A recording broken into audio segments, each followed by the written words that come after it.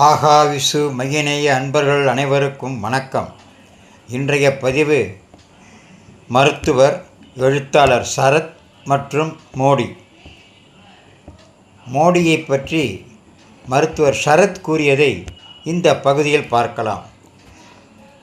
Meal Sarath Thakkar அவர் ஒரு மருத்துவர், MBBS MD மற்றும் எழுத்தாளர். அவர் மோடியுடன் பேசிய சில விஷயங்களை சொல்லியிருந்தார். அந்த விஷயங்கள் என்ன என்பதை இந்த பகுதியில் பார்க்கலாம். சாதாரணமாக எல்லோரும் நலமாக இருக்கிறீர்களா என்று கேட்பார்கள். இருக்கிறேன் என்பார்கள். ஆனால் மோடி அவர்கள் ஒரு நொடி தாமதித்து மிகவும் உண்மையாக சாதனா என்று கூறியுள்ளார். என்ன மாதிரி சாதனா என்று மருத்துவர் கேட்க, அவர் தூக்கத்தை கட்டுப்படுத்த சாதனா, தூங்கும் நேரத்தை குறைக்க சாதனா என்று சொல்லியிருக்கிறார். மருத்துவர் அசந்து போனார். மருத்துவருக்கு நரேந்திர மோடி அவர்கள் அதிகபட்சம் 3 அல்லது 4 மணி நேரமே உறங்குகிறார் என்று தெரியும். அதனால் நீங்கள் ஏற்கனவே மிகவும் குறைவாக தூங்குகிறீர்கள் என்று கேள்விப்பட்டேன். இன்னும் எவ்வளவு நேரம் குறைக்க முயல்கிறீர்கள் என்று மருத்துவர் கேட்டார். பதிலுக்கு அவர் சீரியஸாக, தூக்கத்தையே நிறுத்த முயல்கிறேன்.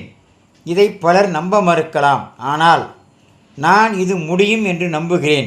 காரணம், தூக்கத்தை கட்டுப்படுத்த இந்த சாதனாவை நான் பயிற்சி செய்கிறேன். அனுமான் உறங்கியதே இல்லை என்று வரலாறுகள் கூறுகின்றன என்றார். அதற்கு பிறகு பல விஷயங்கள் எல்லாம் பேசிவிட்டு மீண்டும் அதே விஷயத்துக்கு வந்தார். ஆனால் எதற்காக இந்த சாதனாவை செய்ய முயல்கிறீர்கள் என்று மருத்துவர் கேட்டார். பதிலுக்கு, இந்த தேசத்துக்காக, அதன் வறுமைக்காக. அற்புதமான தேசம் இது. ஆனால் கண்டபடி கொள்ளையடிக்கப்பட்டோம். அதை நான் சரி செய்தே தீர வேண்டும். 20 மணி நேரம் என்பது மிக குறைவு. எனக்கு மொத்தம் 24 மணி நேரமும் தேவைப்படுகிறது என்றார். இதை சொல்லும்போது மோடி அவர்கள் கண்களில் கண்ணீர், கேட்கும் மருத்துவரோட கண்களிலும் கண்ணீர். பின் மோடியின் இமயமலை நாட்கள், அங்கு அவருக்கு கிடைத்த தரிசனம், சந்நியாசம் மேற்கொள்ளாமல் தேசத்துக்கு சேவை செய்ய சொல்லி கிடைத்த கட்டளைகள் என்று மருத்துவருடன் பேச்சு போய்கொண்டே இருந்தது.